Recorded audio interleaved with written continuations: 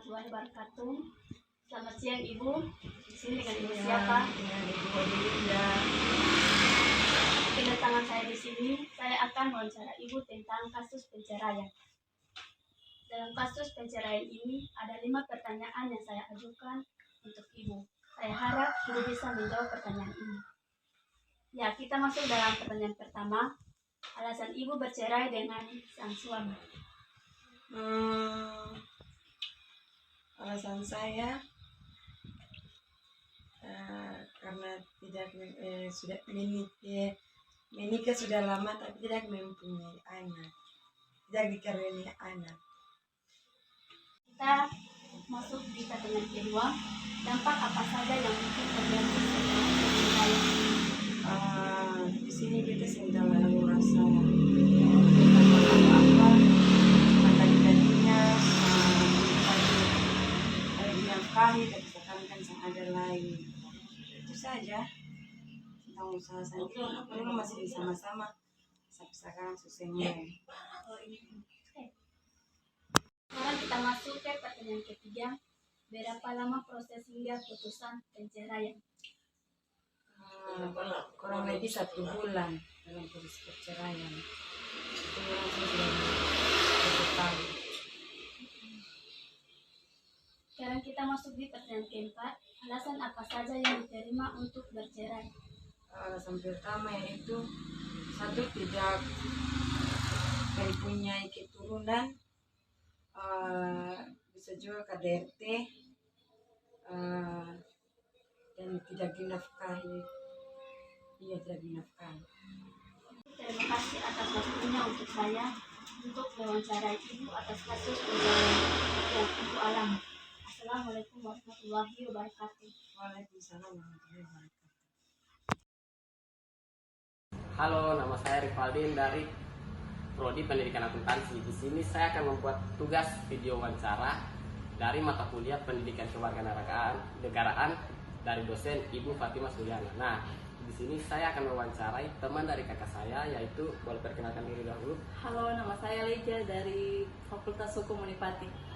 Nah, topik yang akan saya wawancarai dengan kakak Leja itu ialah pertama adalah menurut kakak Leja, bullying di lingkungan pendidikan itu bisa seperti apa sih? Bullying lingkungan pendidikan itu bisa berupa fisik, tindakan verbal ataupun non verbal ataupun cyber, itu bentuk pengancaman media online atau itu yang tadi cyber tadi yang kita bilang. Terus kemudian ada mendorong, memukul dan merusak barang teman, kemudian penghinaan, kata-kata penghinaan, kasar, kemudian ejekan, itu semua termasuk tindakan bullying. Dan tindakan-tindakan ini itu bisa berdampak buruk bagi si yang dibully tadi, itu bisa berdampak bagi dia punya mental untuk bersosialisasi di lingkungan di luar. Dia bisa saja takut untuk berkenalan, takut untuk memulai hal baru seperti itu. Jadi bullying itu sangat fatal untuk mental seseorang. Oke. Lalu dari point of view kakak Leja sendiri, kakak Leja itu pernah jadi korban bullying atau justru malah jadi pelaku itu dari bullying itu sendiri? Alhamdulillah tidak pernah ya, saya berada di lingkungan yang dikelilingi oleh teman-teman dan keluarga yang baik, mendukung, saling support dan menghargai perbedaan satu sama lain. Alhamdulillah. Nah, terakhir itu menurut kakak solusi untuk penyelesaian pembulian di lingkungan pendidikan itu seperti apa?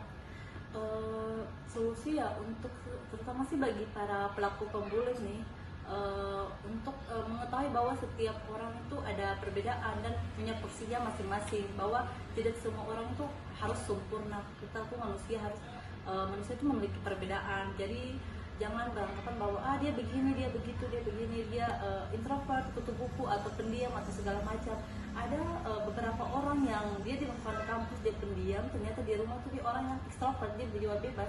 Atau ada juga yang di rumah dia berjiwa bebas, teman-teman yang mungkin masa kecilnya dia berjiwa bebas, tapi di kampus dia malah ekstrovert. Itu pun ada sebaliknya seperti itu. Jadi harus menghargai perbedaan, bahwa tidak semua orang itu sempurna dan harus menghargai porsinya masing-masing.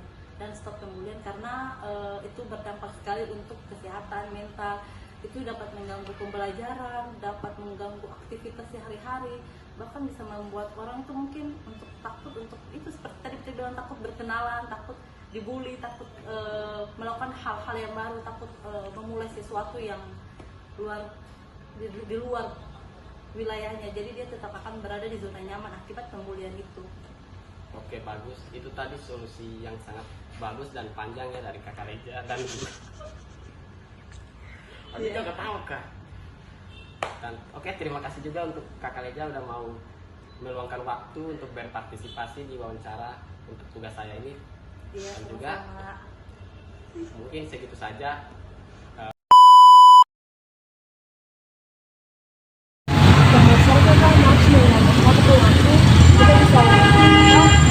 Ya dengan tentang ya perkenalkan beda nama Aji yang besar dan coaching dan kita akan bahas kita apa ada bisa bertanya pertama. Pertanyaan yang pertama, apa pendapat Kakak tentang kekerasan fisik atau bukan fisik orang? Pertanyaan yang kedua, apa dampak buruk terhadap individu dan lingkungan mereka berada? Ini lebih ke kesehatan mental ya, kalau